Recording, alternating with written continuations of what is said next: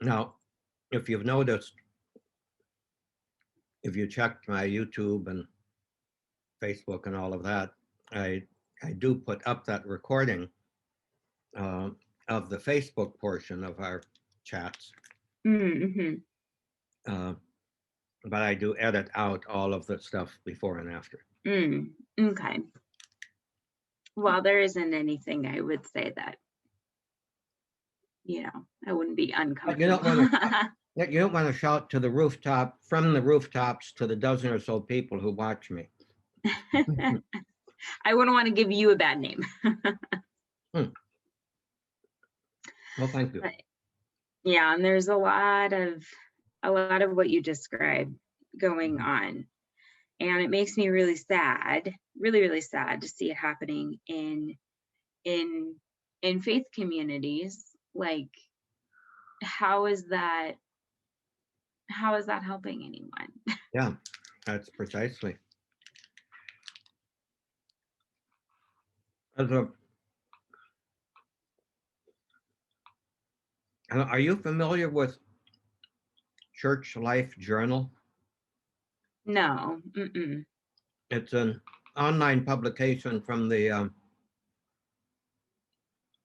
Department of Pastoral Life, I think it is, at Notre Dame. And Hmm.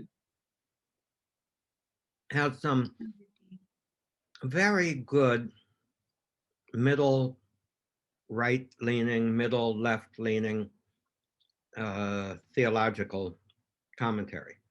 And one Okay. this morning by Tim O'Malley, who is the director of the liturgical studies there, Mm-hmm. and therefore close to my heart, was parsing all the implications of Eucharistic coherence. As so many partisans today are, want to say, well, Eucharistic coherence demands that we deny a public sinner like Joe Biden communion. Um, he really does a very good job, O'Malley does, of putting it into the entire context of Eucharist in relation to the church. Mm-hmm. And Okay. I see the article now. yeah, Hmm. and it's not a matter of dumbing it down. It's really a matter of smartening it up. Kathy Creighton has just entered, so we'll welcome her in a moment. Hopefully, we'll Yeah. get her rather than her avatar.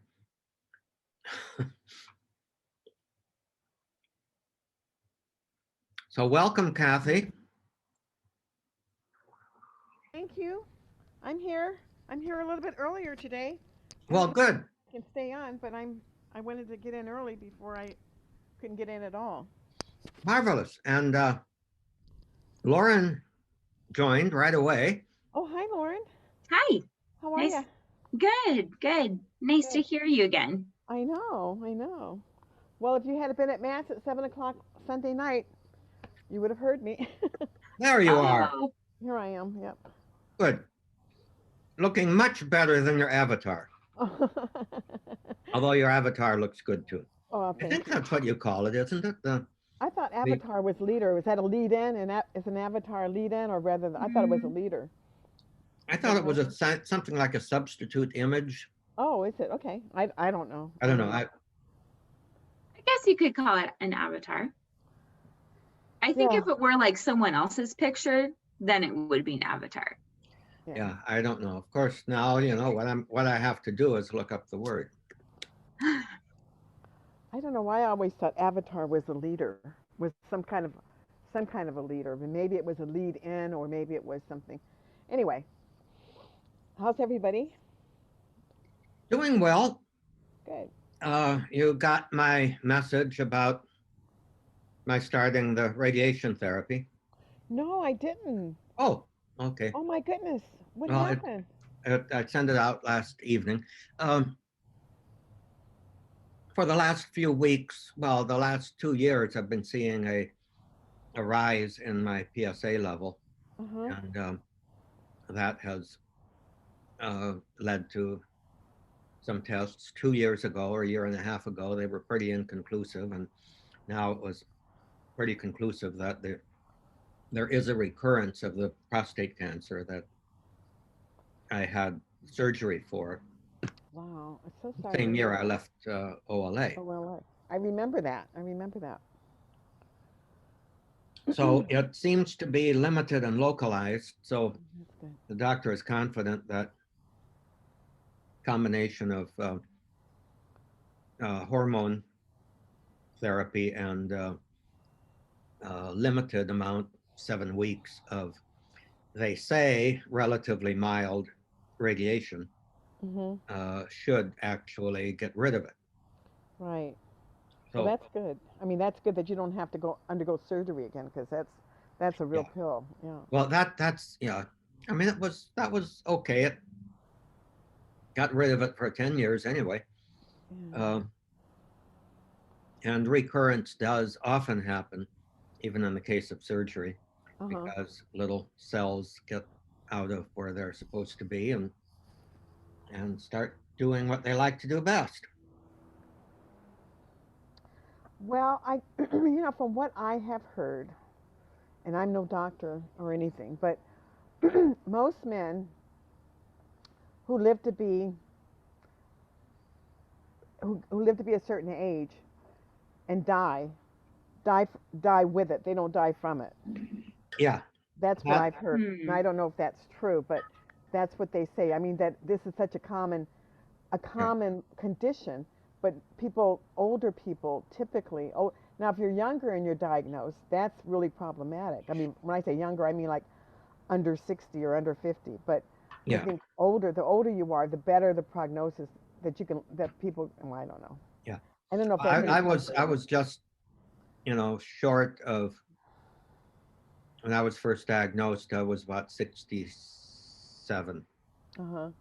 So yeah, in my mind, it was pretty clear cut. Let's get rid of the damn thing. Right, right, of course. Yeah, yeah, yeah, yeah. Yeah. Yeah. Hmm. Well, And in my Father, life, I didn't need it anyway. So there. right. There you go.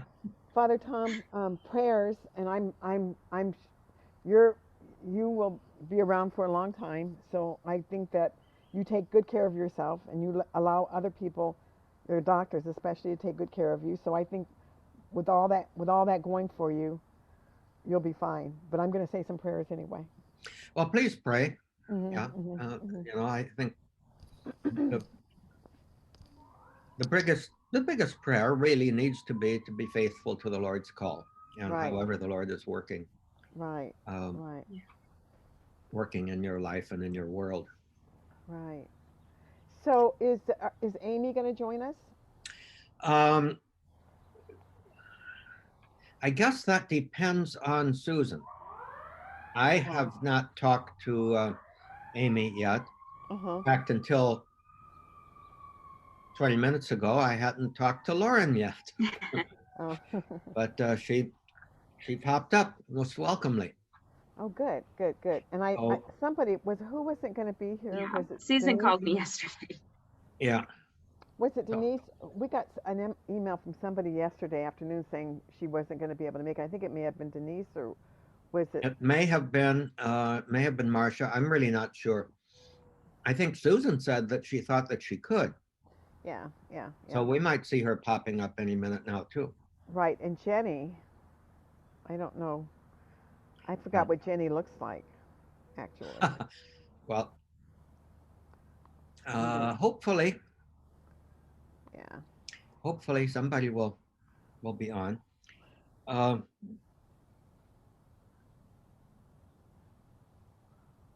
I It's actually the time that we should be going on to Facebook. So let me do the rigmarole to get us onto Facebook, and then we can. I'll introduce you And we'll probably welcome a couple of more after we get going. I know John Crean could not make it. Uh-huh. He did say that. But and then we can just kind of carry this whichever way we want to go. Lauren and I were having a good chat that might be an interesting direction. I had sort of suggested going on with The Chosen. That might be a possibility too, but Oh. let's see where the spirit leads us. Okay. Yeah, I've not seen it. Ah, I haven't either. well then probably best not to discuss it with with you all. And that's, you know, sort of the problem with some things like that. Anyway, let's go on to Facebook. Okay. See how many people we can gather. Okay.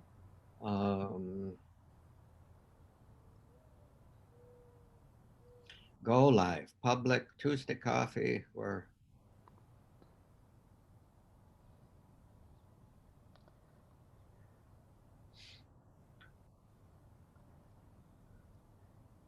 Yeah, so it was Denise actually.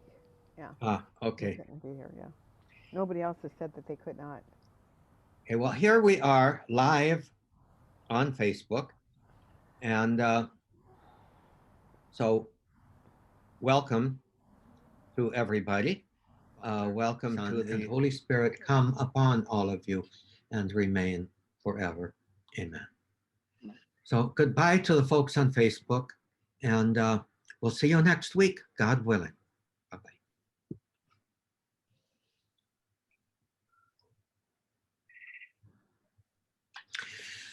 Okay, here we are. There is one thing that I did not want to share with the Facebook people is, at this point at least, but it will have to come out also, that I am, and I think I've mentioned this, I am a personal friend of Jonathan Rumi, who plays Jesus. And in fact, way back when, and this would be like, well, I left Good Shepherd about, he was a lector there, and he started an entertainment ministry and all that kind of stuff. And, you know, I made the comment all the time, you know, Jonathan, you are the quintessential Jesus. And it turns out that he is. He is. What else can I say? He's cool. He is, he sums up, in my estimation, everything that we might think that the Jesus of the Gospels might be if we clear away all the pious crap that surrounds our depiction of the Gospels. And we haven't been in touch for, it's been about 6 months. The last time we were in touch, he was filming. He was filming the current season. And we ended that little exchange with a commitment to get together after COVID. So at some point, I hope that we will, but it may not be beyond the realm of possibility that he would be willing to be interviewed by our little group. Oh, that'd be so awesome. I thought you'd say that. That'd be Meanwhile, really, really awesome. That would be cool. Meanwhile, if you want, and I'll include this in the emails that I send you. If you want, there are about, I think, at least a half a dozen interviews with Jonathan already on YouTube. There is. By various auspices, various people. So he probably would, I hope, be willing to see if he could fit it into his schedule The other thing that I would not want to mention beyond this group is I think what did Jonathan say in some interview? His age, I think he's 45, 46. I think so.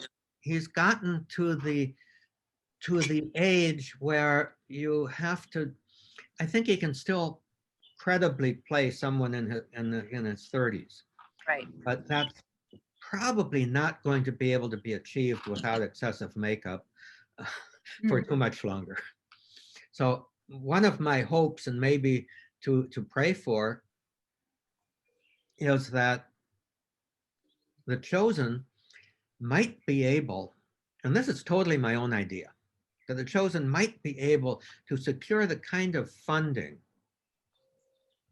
to film the whole rest of the series within the next year or two, so that they are filming, they can still release them seasonally or not. I don't think they'll, if they go on an accelerated schedule, I think their schedule of release is going to be accelerated too, but that's probably okay. But it would be really neat if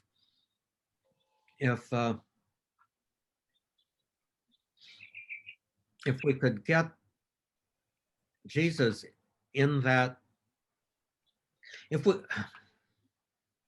we could get Jesus risen from the tomb before he becomes a grandfather figure. But you know, Father, I was thinking about this the other day as we were, I don't know where we were at, but it was hot, it was arid, it was dry. And I thought to myself, you know, when I see those scenes where the apostles were and where he was, and how dry and the sun, and they didn't have sunblock and they didn't have all the things we have now, I thought their skin must have been so dry and their face would have been more ragged and darker. And so really, you know, what are we looking for? A youthful 35-year-old Jesus, or really did he look darker and a little bit more weathered because of the conditions of where they would walk and go with days without having food? I mean, I think about it, actually a weathered older Jesus would seem, I think, actually more appropriate than a beautiful looking Jonathan Jesus. Just a thought as I was with Mike going, the dryness of the air and the sun, and this isn't even like the places where Jesus walked. I can't imagine how much damage it would do to the skin, and they didn't have sunblock or big hats. So just a thought there, well, too. Of course, that's one thing. I think it's very likely that Jesus spent his, probably, let me see, from, let's say 15 to late 20s, at least, as a construction worker. Right. You know, right. He wasn't, how would I say, sitting in a nice shaded Olive Garden workshop. Exactly. Workshop, you know, making furniture for the townspeople. He probably did make furniture and helped in the construction of their homes. That's what carpenters would do, construction workers would do. But he was undoubtedly a laborer in the building of Sepphoris, which was only, you know, a major construction of a royal city, the capital city of Herod Antipas. Susan's iPad just entered the waiting room. The reason why, because on my cell phone, as I have, you know, when I do the Zoom with you, I can't see all of you at one time. So on my iPad, I can see Lauren in there too. So I'm missing Lauren in the mix of it all. Well, I'll admit you would look, you know, you would definitely look better if you did it horizontal. Okay, let me shut this one off. That will include us. That will include you in your landscape. Oh, I think you need Hold on one second. the other one. Okay, is that better? No. Yeah. Go. Well, yeah, as long as your battery. Yes, I stays. sharing of reconnect. Oh, Still, I'm only seeing one at a time, which is really odd, but okay. Again, my cell phone and iPad are kind of giving me some issue today. The first time ever having trouble getting on Zoom with you guys. I really was trying to get on early and don't know what was going on, but it was not easy. So am I upside down? Yes, I am. Okay, well. Well, it doesn't, yeah, the screen doesn't go to you're landscape, still not in a landscape mode for us. but it might be a setting Is this the- on Father right. Tom's computer. Oh, There might be Uh-oh. a Zoom setting. Well, let me check that out. because before when I would do this, Stop I would video chat, still don't see everybody. spotlight. No, I can put you in the waiting room or remove you. I can mute Oh. you, but I could even make you host, but it doesn't, I can report you, but it Uh-oh, doesn't look like I can change your video settings. Maybe it's in my settings. Anyway, and thank you for letting me turn the table on you. I found when I was doing the chamber morning coffee sessions, if you remember, well, I always felt so much more comfortable interviewing the person next to me instead of standing up and saying, hey, who, you know, is sharing about who I was versus being able to share about somebody next to me. So thank you for sharing your thoughts on who you know I am, because I do actually prefer sharing about others versus sharing about myself. Yeah. So Well, Lauren just sent Yeah, I us, think I that was think, really probably the cool. solution to your problem. okay, so what is it, love? What do the we do? chat. I'm not sure. You might have to read it, but I think there might be a setting. Always show me. If you look about halfway down the page, it says landscape mode equals off center camera. So I think there's a setting maybe in your iPad. Look at it, says touch up my appearance. I need to put that one on. I found something else. Sorry, that's more important. Well, yeah. I never knew there was a touch up my appearance mode in here. Okay, I'm still looking. Minimize meeting settings. No, what does it mean by minimize meeting? Probably putting it down in the what do you call it, the menu bar? That's what I kind of thought, but I don't want that. I don't see anything with the landscape. Let me look over here. Oh, wait, I gotcha. Okay, I see everybody. It was off to the side and it was, yeah. Oh, okay. So it was the bars, and as soon as the little squares, and as soon as I press it, it opened up to the squares. So cool. Good. Oh, thank you for your patience with that. So great. On the cell phone, it only shows, maybe I'll try to see if it does have that on the cell phone. Anyway, thank you. And Lauren, I'm so glad you made it on, and I felt so bad thinking, I can't get on. Lauren's probably on there, and I'm not able to get on yet. Oh, no, that's okay. That's okay. It was just the two of us chatting for a while, which was nice.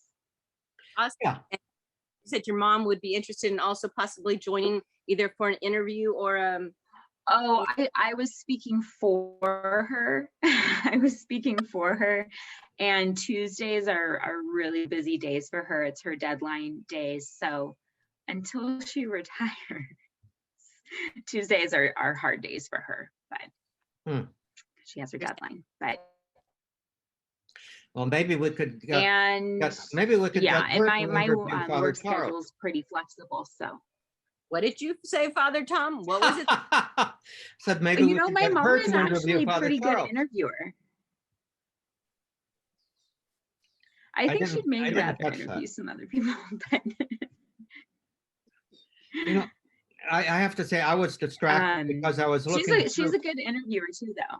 Yeah, I was looking through the filters.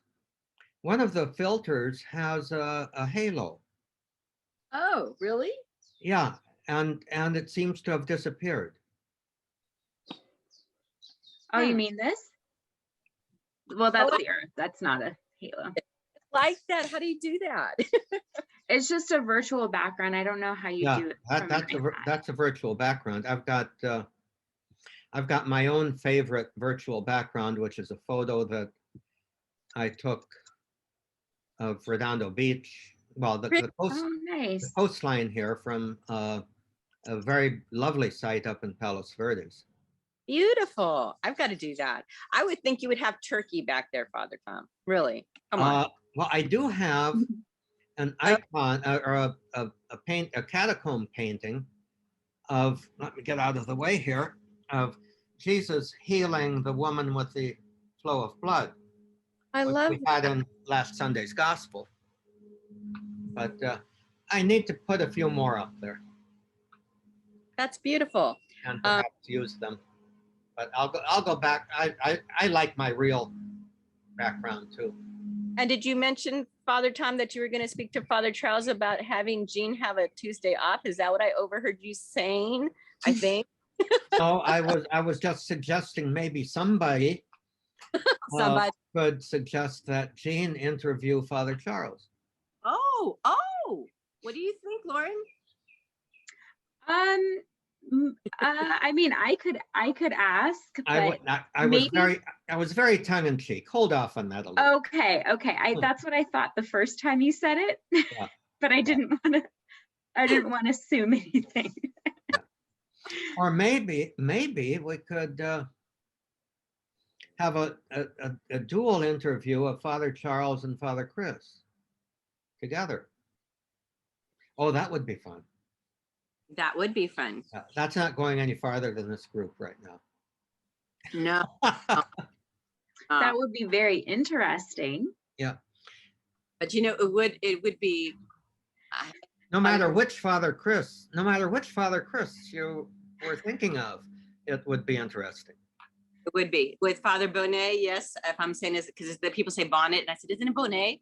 But okay, well, yeah. Father Bonnet. He says Ponette. He does. Okay. He does. So, yeah, he says Ponette. Okay, and then Father Troxel, and yeah.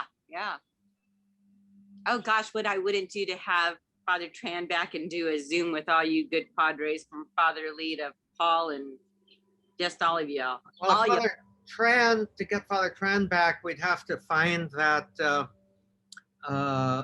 halo filter again. Yes. Good memories. Yeah. Well, I love your ideas, Father Tom. I think that would be marvelous, and even the idea of knowing who would be coming on, to have an idea of well, definitely that kind of planning. My own hesitancy is always I tend to do things pretty well spontaneously, and that makes me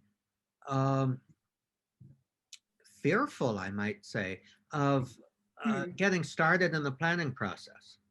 I can rarely motivate myself to get into this planning because I'm that horrible combination of a perfectionist and procrastinator. Hello, that's why we get along. Hello, and then perfection, paralysis, procrastination. Yes, very much so. Yes. Hello. But is there one element that would help you capitalize on your spontaneity? And I think maybe having just like a schedule of the people who are going to show up, then you could just, Well, no, I think all of the elements of planning would help spontaneity. I just have to convince myself of that. Or maybe some dear friends that I have could nag me into it. Or not. I don't like the word nag. No. Sort of little... I like making charts and spreadsheets. All right. Lauren, you just plug in the names. Lauren's been assigned. I love it. Okay, see what you could do to set something up, and let's talk about it, where it could be, allow for editing on all of our parts. Yeah, I can make a Google spreadsheet that anyone can edit. And Lauren, At least that's what we do for work. Yeah, meet at Claremont Ale and have a couple drinks and go over it, let me know. I'm more than willing to sacrifice my time to meet you for, wine or beer so we can make sure it's. yeah. Probably not for me, probably not for the next 2 months, Sure. because I'll be having that therapy. I'm hoping, because it only takes 15 minutes, and that means I'll be, the whole thing from leaving here to getting back should be under an hour, maybe well under an hour. But that And, does have to be every day. You just reminded me, are you recording this here for the other team members? It's fine with me. Okay, so you have recorded. The reason, well, unless you feel that you've said anything that, no, we should record it for the other team members. Lauren, that will give, if it's okay with you, that will also involve your introducing yourself, our little conversation that we had before the meeting, Yeah, sure. before the FaceTime. What I have done is I edit the FaceTime part of it out on YouTube and put it public. And then I splice together the before and after recordings and make them private, available only for those who have the link. It's actually called unlisted. So is that okay? Okay. Yeah. Okay. So, yeah. Susan, what Yes. else? Okay. No nagging, but I could easily be a reminder to you. Yeah. I don't like the word nag. I don't know where that word came from, but I could easily have to be a reminder to you in whatever ways you would need. And sounds like Lauren's going to do us a chart. So I love that idea. And so as long as you're doing and I'm going to jump again, your therapy, you won't be able to have any wine or beer for how long? No. I as far as I know, I probably more about the will, timing, right? but it's a matter of timing. Gotcha. In other words, there will be that hour chunk right in the middle of the day, which kind of precludes me from going any distance. Gotcha. Because, well, it simply does. I don't want to. Father Monsignor Barry was famous for being able to have a day at OLA at the same time that on the same day that he's having a day at the Chancery office, on the same day that he's having a day at the beach, Yes. and at the same time on the same day that he's having a day with a half a dozen other people who think they have occupied his whole day. Yes. He was very capable of that kind of total extrovert deception, shall we say. How well do you remember Father Barry? How well do I remember him? Lauren, I'm asking Lauren. Oh, Lauren. I mean, I was pretty young. I was maybe, I don't know, when did he leave OLA? 1994. Okay, so That's I when was like in kindergarten. Yeah. We don't remember but I've heard so many stories over the years from my mom. Yeah. And from other people that I feel like I know him more than I probably actually did, Yeah. That could be, having a time of reminiscences about him could perhaps be an interesting I like that idea. Yeah, an interesting topic. He was a very loving man, and in my opinion, and I say this lovingly, not as a bad thing, just like being called a lawyer is not sometimes a good thing. Quite the politician.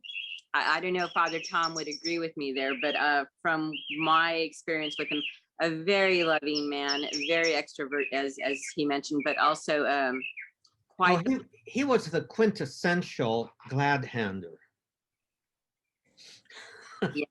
Yes, yes, yes. Yeah. Yeah. Um, Good man. Good man. Yeah. Well, but quite the politician. Yeah. Had to make sure the certain elements were in place. Yeah. So, but I'll share later. Yeah, Anyway. he was good at a number of political skills that I will not go into. Right. Ditto. So, but a very good man. And enjoying ice with Father Tran now. So yeah. So, anyway, I am so glad again, Lauren. I thank you so much, because I feel like not even able to get. I'm sorry, there's giant squirrels looking like going to leap down on the tree. That I came in so late to the Zoom. And Father Tom, just for the record, fill your bird feeder to keep your squirrels happy. They've been eating. In fact, everything. There's been a lot of bird activity and squirrel activity. Just to set the record straight, I, of course, always wanted you to start back up on these coffee sessions, always did. But what really orchestrated it was myself sharing with you these other individuals saying to me, I really wish Father Tom would go back on. They would send me private messages saying, when is he going to go back on, if though I am basically your producer. And I would share those with you. And obviously that's what kind of got the ball of wax going. So yeah. As much as I also wanted to see you come back on, it was me feeding you all the details to all these individuals who were saying, we miss Father Tom. What can you do about it? So he's okay, well, let me see. I'll sledgehammer him over the head and say, go on, Father, let's again. So yeah. I'm glad you articulated that and set the record straight, because I knew that. Good. But, I forced you into something where it was a cumulative amount of people all wanting you, demanding that you. So yeah. And of course, I'll never pass up the opportunity to give you a hard time. Of course not. That's why we love you so much. That's why I love you so much, Father Tom. That and many other reasons. And if you need anything, I know we're at a distance, but if you need anything, I know you have a big loving community out there. But again, I would hope that you would not hesitate to reach out if there is anything that we can do. You recall Thank you. The time you were going to have that operation way back, the very big operation way back when. I put out a mass email, blind copied, indicating that you were going to have a procedure and to keep you in prayer.